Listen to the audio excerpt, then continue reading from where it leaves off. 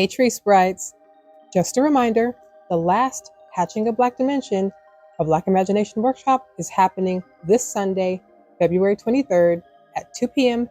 Pacific, 5 p.m. Eastern. This is a Black History Month series focusing on how we can use Afrofuturism and Afrofantasy to recreate our reality. So let's talk about Black self-love and what we prioritize in our community. For those of us that want to be a part of a Solon Black American community, every culture and people in the world has survived by prioritizing their own culture and their own community. And this is how cultural traditions such as clothing, spirituality, language, and traditions get passed on and preserved. Now, if you noticed, the beast zombie system of white supremacy, which is just wide-scale narcissistic personality disorder, has worked tirelessly for centuries and still today to criminalize Black self-love. And unfortunately, through generations of severe violence and abuse, this anti-Black and anti-human mindset has infected many of those within our community, causing Black Americans, Solon people, to prioritize everyone else except for themselves and uphold the harmful values of white society over those of the Black community. We are the only people that are attacked for showing love within our own community. And I'm gonna go deeper on y'all.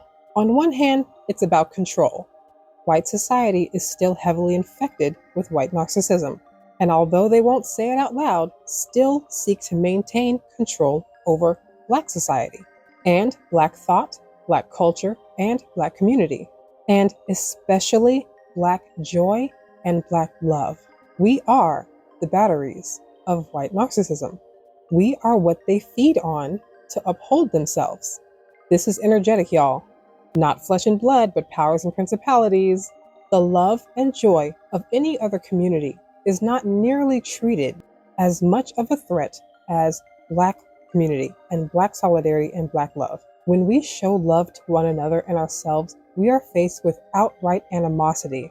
It is because when we draw our most potent energy, which is our love energy, into ourselves, to each other, we actually begin the process of starving the beast, which is why it rampages, because it's hungry for your energy. When we create beautiful images of ourselves and we are questioned, why are they Black? Why would you make Black characters? When we simply want to sit in our own energy, in our own essence, and have fun with each other, and our oppressors simply refuse to leave us alone because our love energy is destructive to anti-human systems. I think we often overlook the energy behind the chattel part of chattel slavery. So we know that they cannibalized us. They ate us, literally, and they also feed on us energetically on a spiritual plane, because you raise and you keep cattle to consume them or to exploit or use them in some way to benefit yourself at their expense. And we should never ever doubt that this energy is rampant and alive today. It's just a simple fact that the butcher can never be friends with the cow. The cow wants to live, and the butcher wants to butcher the cow. And we, as Black American Solon people, have been trained and indoctrinated to prioritize the desires of our butcher over our own selves. So, if you will, imagine a reality where we have released fear, and our highest love and our highest priority is for our community, because the love of ourselves and our community is only threatening to those that want to consume us. Why do you think we are continuously monitored and watched for our creations so they can be snatched and stolen and capitalized and sold? And I want you to pay attention to words here. Sold, soul, Solon. The market is our souls. They are selling and feeding on our soul. So, what if we woke up one day and we stopped caring about the butcher? In fact, What if we decided to fight against the butcher as a collective? Even before we start fighting, what if we just collectively devalued the butcher and reallocate that value onto ourselves? Just a reminder, this is what a lot of y'all are out here worshiping: a fungal infection, a mental disease, a literal zombie, the walking dead, the dead that covets our souls and our life and our exuberance and our energy. We are full of Gaia's life force.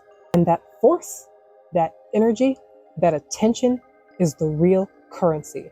That and Gaia's natural resources that she gives to us for free, because Gaia is love. If you ever pay attention to the chakras, the heart chakra is green. If you pay attention to the natural world, much of the natural world is green. Green plant life make up the vast majority of the biomass, the weight of life on Earth. That is not a coincidence. When plants uptake the rays of the sunlight, they absorb all of the colors except for green.